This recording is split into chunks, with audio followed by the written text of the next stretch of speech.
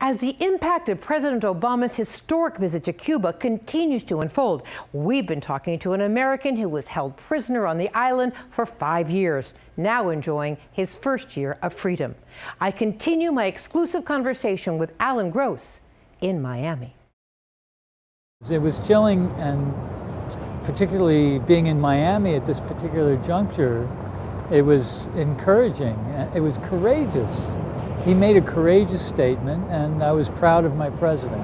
I believe citizens should be free to speak their mind without fear. If much of the world paused watching the American president on Cuban soil addressing the Cuban people within steps of Raul Castro, it was a surreal, be it welcome moment for Alan Gross.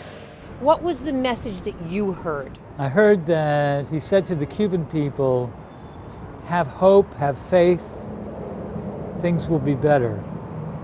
I heard him say to the government of Cuba, respect human rights, stop abusing your power.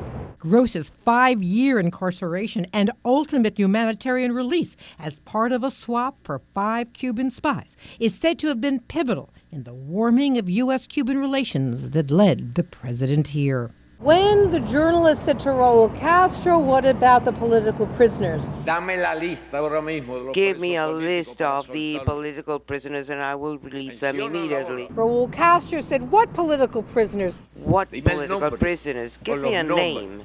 And there was silence. Well, he could start with all of the cellmates that I had. Out of 20 people, 17, in my opinion, were political prisoners, including me.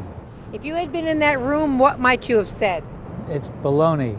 There are thousands, if not thousands upon thousands, of political prisoners in Cuba today. My husband and I just got back from Havana. Oh, Gross has ties to Miami, where his former, now freed cellmate, Rolando, lives. A man he calls a hero for having escaped Cuba and then returning to bring more of his family back to the U.S. and incarcerated for more than a decade. He is a true hero.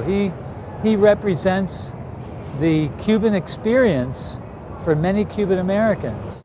We made an oath to each other that when we were both free, we'd go to the Versailles restaurant in Little Havana, and we did, and it was wonderful. And when you toasted together, what was the toast? Oh, to freedom. For his support of lifting the embargo and the circumstances of his release, Gross says he is aware of his detractors.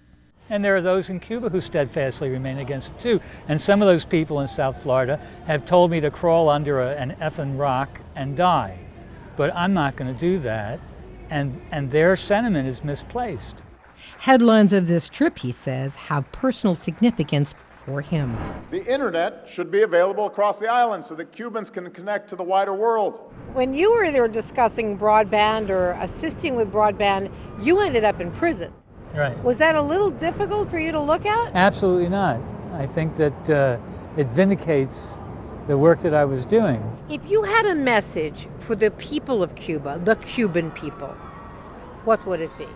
Don't give up. Never give up. Keep hope, keep faith, and know that there are people who love you and that there are people who are working towards a better day. That anger is an anchor that weighs us down, and if we let go of that anchor just a little bit, we can move forward. Gross says the ball's now in Cuba's court.